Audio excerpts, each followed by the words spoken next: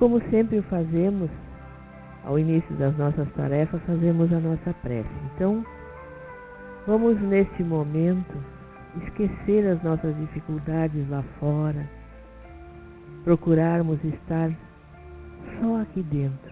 Vamos nesse momento sermos egoístas e pensarmos em nós, deixarmos tudo lá fora, prestarmos atenção na palestra, para que possamos, já que desde o momento que aqui entramos, nós já estamos recebendo.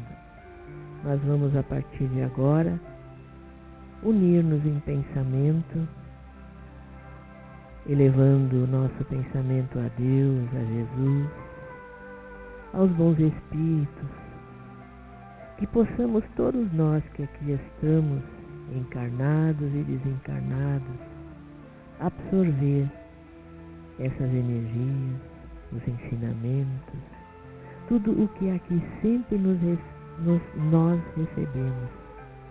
Ajuda-nos, Senhor, para que esses breves momentos sejam de muita importância para nós e possamos absorver esses ensinamentos, colocá-los no nosso dia a dia.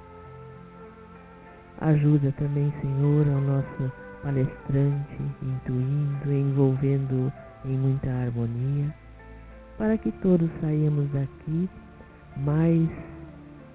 com mais convicção, com mais ânimo, com mais alegria para enfrentarmos as dificuldades do nosso dia a dia. Certo, Senhor, que estás aqui entre nós e que já estás nos ajudando, nos intuindo, nos envolvendo, pedimos licença e abrimos as tarefas da noite de hoje. Que assim seja, Senhor. Boa noite a todos.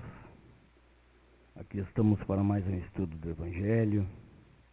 Nós sobreviventes do dilúvio, desses dias, mas quando nós desejamos realmente participar, a gente consegue superar as dificuldades, sejam elas quais forem.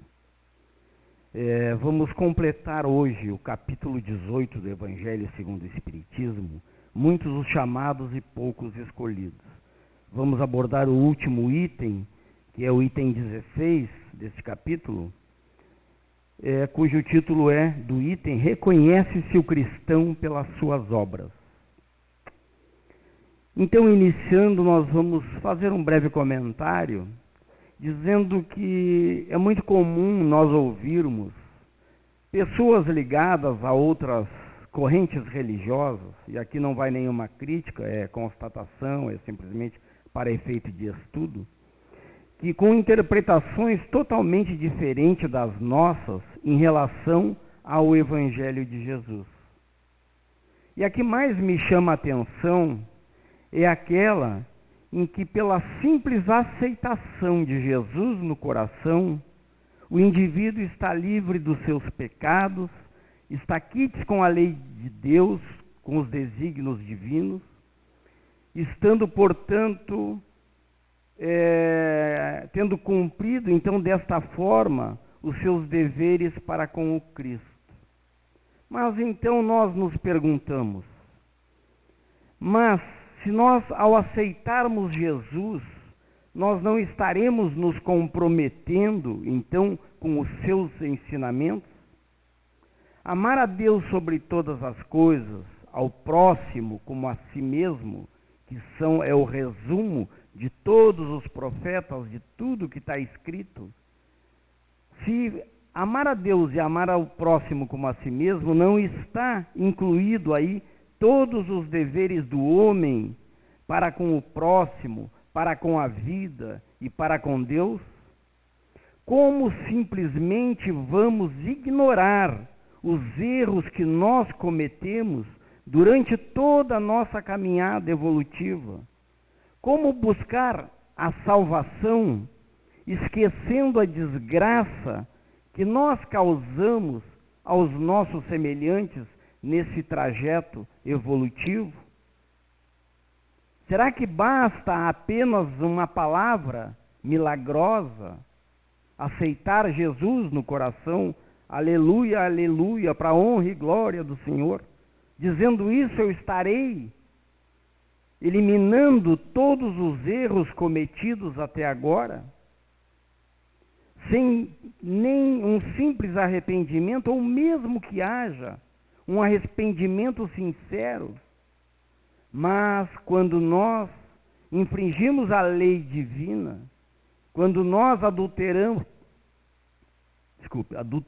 a lei divina, nós, comprometidos com ela, para harmonizarmos-nos com essa lei, se faz necessário, no mínimo, além do arrependimento, a reparação.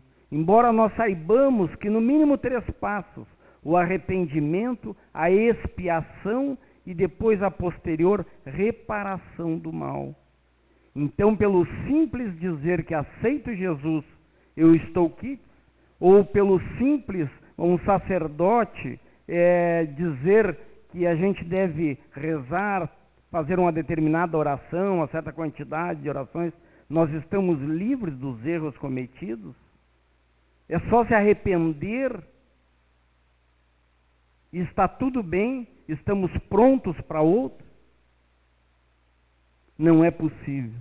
Nós sabemos que é necessário que essa lei de Deus que está na nossa consciência, né, Rose? Pergunta 621, lá no Livro dos Espíritos, que essa lei de Deus, ela seja recuperada, reparada, que nós venhamos a sofrer a mesma dor que fizemos o outro sofrer, para que nós aprendamos. Se nós simplesmente somos perdoados do erro, sem passar por nenhuma dificuldade, sem reparar com o nosso irmão o erro que cometemos, nós não vamos aprender, porque nós sabemos que é através das dores, que são a mola propulsora do nosso progresso, é o que nos impulsiona a buscarmos em nós, a sair das dificuldades e entender por que sofremos. Se nós não passarmos por isso, dificilmente nós aprendemos. Então se entende por que profitentes de outros segmentos religiosos acabam reincidindo no erro durante a sua caminhada, porque aceita Jesus ou porque recebe uma penitência e daqui a pouco erra, vai lá, novamente recebe o perdão e aí no fundo não aprendemos. Mas a doutrina espírita, pródiga nesses ensinamentos, vem nos mostrar da necessidade de nos harmonizarmos com a lei através de nós sentirmos, passarmos por aquilo que nós fizemos o nosso semelhante passar. Então, e nós que aqui estamos seguindo a doutrina do Cristo, através da doutrina espírita, nós sabemos que se reconhece o verdadeiro cristão pelas suas obras, porque Jesus nos disse, não são nem todos que dizem Senhor, Senhor entrarão no reino dos céus, mas só aquele que fizer a vontade do meu Pai que está no céu. Não basta dizer que sou cristão. Então Jesus deixa claro isso. Se enganam aqueles que acham que pela simples aceitação ou pelo simples arrependimento estão resolvidos. Os cristãos são reconhecidos pelas suas obras. Jesus disse mais, uma boa árvore não dá maus frutos.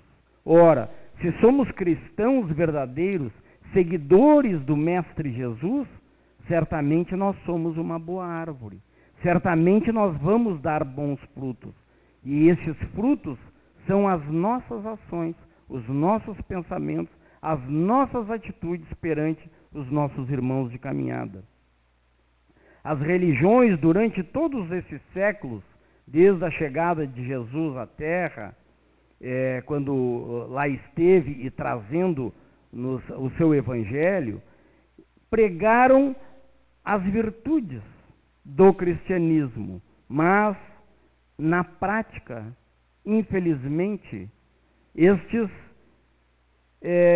líderes religiosos que vieram trazendo o cristianismo até os nossos dias, tentaram moldá-lo às suas necessidades, aos seus interesses, aos seus defeitos, incluindo, modificando o cristianismo de tal forma que não mais é aquele mesmo ensinamento do Cristo de quando ele aqui esteve. Muitos que se declaram cristãos desconhecem as responsabilidades que são inerentes ao título que ostentam. É muito fácil, eu sou cristão. Mas e o que isso? Qual é o compromisso quando nos dizemos cristãos que nós estamos assumindo com o Cristo? Dizemos que somos seguidores do Cristo, mas invariavelmente nos afastamos das pegadas do Mestre. Porque o verdadeiro cristão não é aquele que diz Senhor, Senhor, mas é aquele que vivencia através dos seus atos a caridade, a humildade e o amor ao próximo. Conhecer o Evangelho, falar sobre o Evangelho tal qual estou eu aqui agora fazendo, não prova nada, a não ser uma capacidade de guardar conhecimento. Não me torna isso um cristão. Isso é somente a base, é o alicerce de uma construção que nós precisamos fazer quando conhecemos a doutrina do Cristo. Mas falta muito que precisamos fazer para levantar esses andares desta construção, através da vivência dos ensinamentos do Mestre. Lembremos-nos daqueles que passaram pelo martírio físico lá na antiga Roma. Foram e servem até hoje de exemplos imortais para nós. Passaram por provas e expiações das piores, foram crucificados, serviram de alimento aos leões, foram queimados vivos. E eles entenderam lá, como nós precisamos entender aqui, que aquele sofrimento, que aquelas expiações eram um importante enriquecimento espiritual. E é isto que esta lição vem nos chamar a atenção. Nos perguntamos qual teria sido a religião do Cristo. Não, Cristo não tinha religião. A religião do Cristo era a religião do amor. Era a lei maior divina, que é a lei de amor, de justiça e de caridade. Essa era a religião do Cristo. Mas não esse amor possessivo, esse amor àqueles que nos são mais próximos, aos filhos, pais, cônjuges, amigos mais próximos. Não, um amor dedicação, o amor renúncia, o amor que transcende a vida física, onde coloca todos, independente das relações, consanguíneas ou não, nos coloca todos como irmãos, filhos do mesmo Pai. E todos, desde aquele meu filho que está lá dentro da minha casa, meu filho consanguíneo, como aquele que transita pela rua sem ter um teto para morar. Somos todos merecedores desse entendimento, desse tratamento, de que somos todos filhos do mesmo Pai. E que precisamos, então, desenvolver esse tipo de amor. O amor que transcende ao meu corpo físico, que transcende ao meu prazer, ao meu gosto. Mas a responsabilidade que eu tenho para com todos aqueles com os quais eu transito nesta caminhada evolutiva. Então, se faz necessário que nós iniciemos hoje o plantio desta semente do amor que transcende, do amor sublimado, e aproveitarmos a oportunidade desta encarnação, porque o solo não recebe a semente em qualquer época do ano. Nós sabemos que para plantar o milho, o trigo, a soja, seja lá qual for a cultura, há época certa. Se perdemos a época do plantio do trigo, só no ano que vem. Então nós estamos numa condição em que nosso planeta passa por uma transformação, uma mudança muito grande. E talvez nós não tenhamos a oportunidade, novamente, de desenvolver neste planeta este amor. É a hora. Somos os trabalhadores da última hora. Estamos, quem sabe, tendo a última oportunidade, como muitos, de desenvolvermos o amor do Cristo neste planeta. Porque a Terra, passando para a regeneração, se nós não o acompanharmos, voltaremos num mundo igual à Terra, sofrendo as agruras de um mundo onde o mal se sobrepõe ao bem. Nós temos que ver que para Jesus, o maior trabalhador não é aquele que prega através das palavras, mas aquele que exemplifica, que ensina através do exemplo. E essa é a maneira maior de nós demonstrarmos que somos seguidores do Cristo. Mostrarmos através do nosso exemplo, da nossa atitude. Porque falar, qualquer um fala. Dos ensinamentos do Cristo, das virtudes, de como devemos ou não proceder. Mas o que faz a diferença e que marca naqueles com os quais nós convivemos são as nossas ações. Então, ensinar o amor de Jesus é a meta, mas amar é o caminho. Porque nós só vamos solidificar esse ensinamento quando nós exemplificarmos. Como é que eu vou chamar a atenção de um filho sobre determinada atitude se eu cometo aquele equívoco? Olha, meu filho, não faça tal coisa, mas tu faz. Como uma vez eu chamei a atenção do meu filho, há muitos anos atrás, por uma determinada coisa, ele disse, mas tu faz isso. E eu fiquei com aquela cara de tacho, né? Porque ele tinha 15 anos na época, hoje já tem 40 e poucos, lá são 30 anos aí. Então, ele disse, mas eu chamei sobre a mentira, ele disse, mas tu mente nessa situação, tu mentiu. E eu tive que engolir, dar uma volta, né? E depois me explicar para mim mesmo por que eu estava que eu passei por aquela situação. Então, para vivenciarmos a doutrina do Cristo, nós precisamos, primeiramente, respeitarmos o nosso semelhante. Termos delicadeza, tolerância, compreensão, modificarmos os nossos atos infelizes, não mentindo, não criticando, agindo com honestidade, estudando os ensinos do Cristo, analisando, sabendo por quê, através da meditação, por que eu sofro determinadas situações, por que eu passo por isso. Não é ao acaso, tem um motivo para tal. Então esse entendimento, por que eu tenho o que eu não quero, o que eu não pedi para Deus, e o que eu pedi eu não consigo? Porque certamente que Deus, como é Pai, e ama a mim e a todos nós, nos dá aquilo que nós necessitamos, e não aquilo que nós queremos, porque talvez aquilo não fosse o necessário, o bom para nós naquele momento. Mas para que eu não me revolte, para que eu me resigne, para que eu continue trabalhando e lutando pelo meu crescimento, eu preciso meditar, entender por que estas situações acontecem comigo.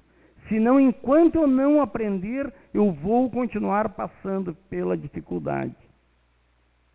Certamente que agir desta forma vai causar espanto em muita gente. Quem de nós, trabalhador espírita ou envolvido espírita ou cristão que busca a sua reforma, não encontra dificuldade, já não encontrou no seu trabalho, ou no seu lar, ou entre amigos? Pô, mas agora tu virou santo, agora tu está fanático por essa religião. Só que esses que nos dizem fanáticos, eles não conseguem diferenciar fanatismo de responsabilidade, não conseguem diferenciar a consciência do dever que nós devemos ter para com o compromisso assumido como cristãos, como espíritas. Somos frágeis ainda, espíritos imperfeitos. O próprio Cristo disse para Pedro: Pedro, o homem no mundo é mais frágil do que perverso. Então nós temos as nossas fragilidades, temos dificuldades porque carregamos tendências inferiores vindas do passado.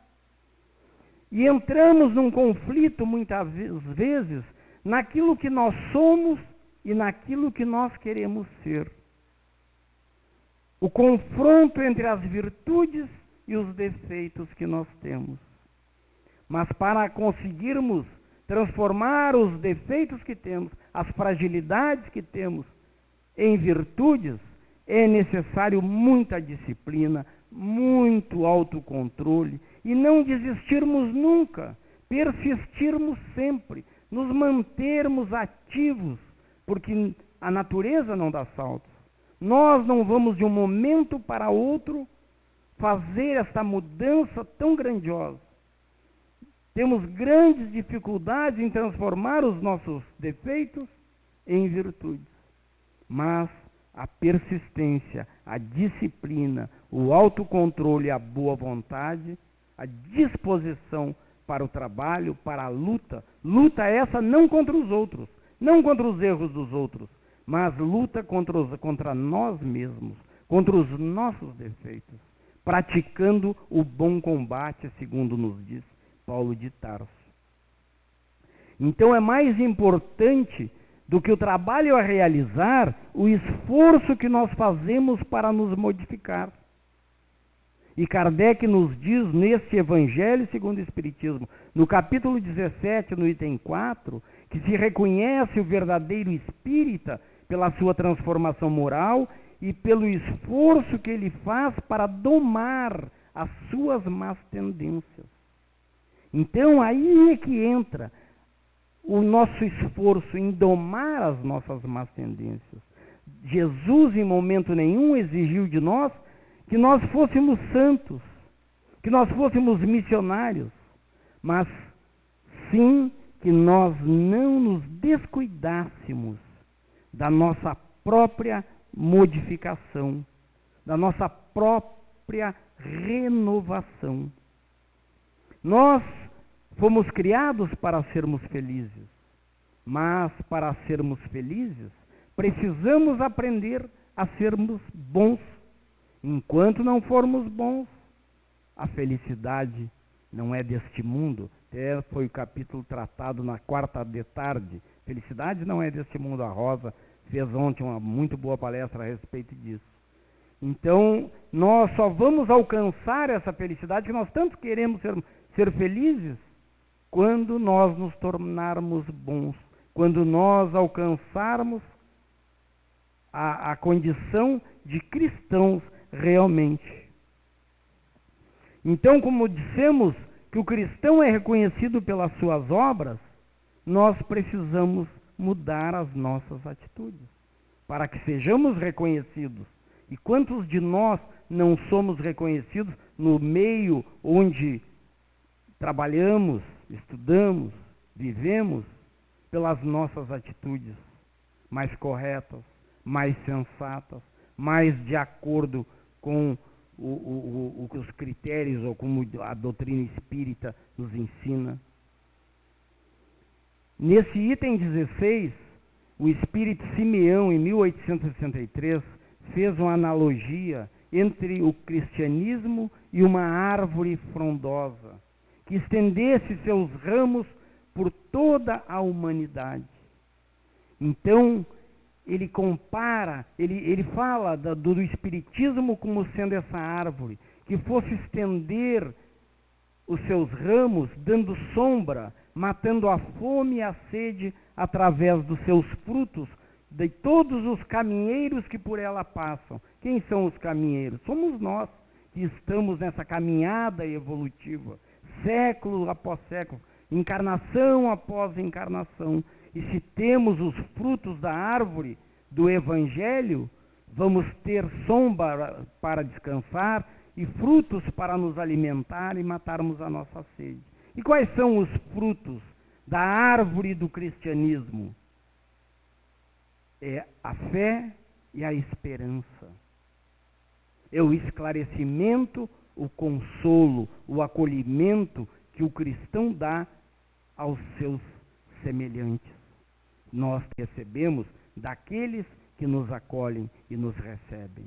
Estes são os frutos da árvore do cristianismo.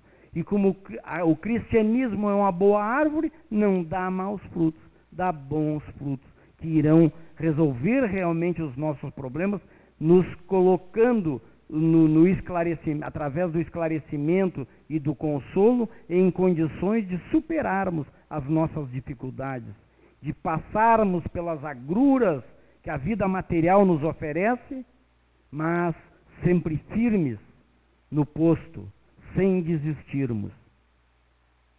Então, mas poucos estão dispostos a acolher esses frutos, poucos estão dispostos a trabalhar para que essa árvore cada vez dê mais frutos e mais sombra. A árvore do cristianismo é uma árvore boa, nos diz o Espírito Simeão, mas os jardineiros não foram bons. Então os líderes religiosos de todas as épocas, desde que o Cristo aqui esteve encarnado, moldaram essa árvore, podaram os seus galhos, ajeitando para que ficasse bom para eles.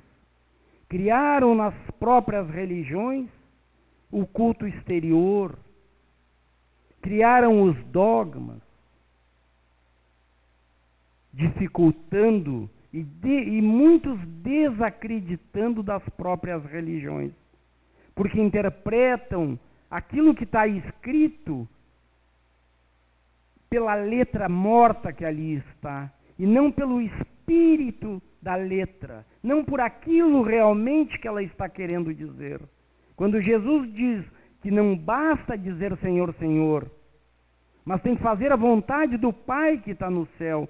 Ora, está claro que nós precisamos não nos confessar os pecados para um religioso, para uma religião, para sermos, mas não, nós precisamos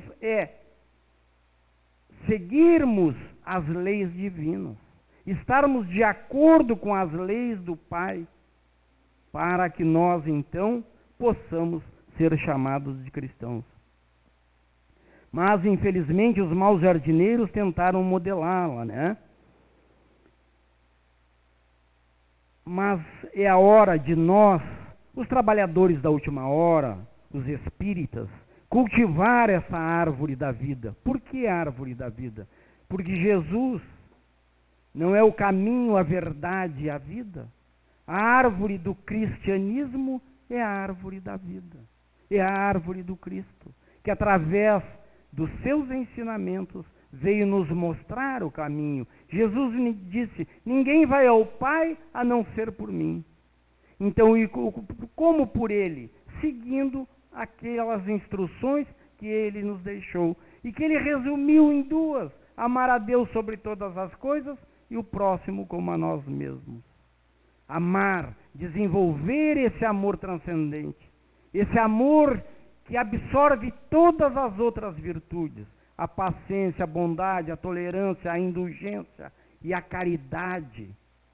Porque Paulo de Tarso nos disse que fora da caridade não há salvação. Na sua primeira epístola aos Coríntios, ele diz que nem que eu falasse todas as línguas dos homens, nem que eu falasse a língua dos anjos, se eu não tivesse caridade, eu nada seria. E isto está incluído na principal lei natural: amor, justiça e caridade. O amor do Cristo engloba tudo isso. Como ser justos se não seguirmos os ensinamentos do Cristo? Sem ser caridosos, como ser justos? Então é necessário que nós sejamos os bons jardineiros desta última hora, deixando a árvore do cristianismo tal qual o Cristo plantou há 2000 anos, para que a sua sombra possa se estender, então, por todo o universo, que seus frutos possam alimentar os viajores famintos e cansados das agruras da vida material. Então é necessário que nós, através dos nossos exemplos, nós possamos trazer outros caminheiros para a sombra desta árvore, não pregando somente, mas exemplificando. Que a gente sabe que a palavra convence, mas que o exemplo arrasta. E nos afastemos daqueles que só nos apresentam o lado ruim do caminho. Vamos seguir aqueles que nos conduzem à sombra da árvore da vida. É a isto que Jesus nos convida. Era comum na antiguidade homens se insularem em cavernas, em mosteiros, para despertar em si os problemas do ser, da alma, para entenderem isso. Naquela época, há séculos atrás, era natural que isso acontecesse. Tudo tem o seu tempo e tudo tem a sua época. Mas na atualidade, esse isolamento não tem uma finalidade prática. Porque nós sabemos que precisamos uns dos outros. Que nós precisamos de vivência uns com os outros. Porque é através do outro que eu vou aprender a amar, a perdoar, a ter paciência, a ter tolerância. Se eu me isolasse do mundo hoje, para entender, para alcançar a transcendência, eu estaria expressando egoísmo. Eu estaria numa acomodação, estaria fugindo do trabalho e da luta, que é o que nós não precisamos. Jesus, antes de ascender as esferas de luz, nos últimos momentos ele fez a oração aos discípulos e rogou ao Pai: não peço que os tires do mundo, e sim que os guardes do mal. Jesus aí tinha o sentido de que seus discípulos não fugissem das lutas diárias, mas que persistissem, auxiliando, ajudando e pregando a sua doutrina, que enfrentassem as lutas cotidianas. E da mesma forma nós, na atualidade, não devemos prescindir do clima de lutas difíceis que enfrentamos aqui na Terra. Porque as lutas, elas nos corrigem, elas nos aperfeiçoam, nos iluminam.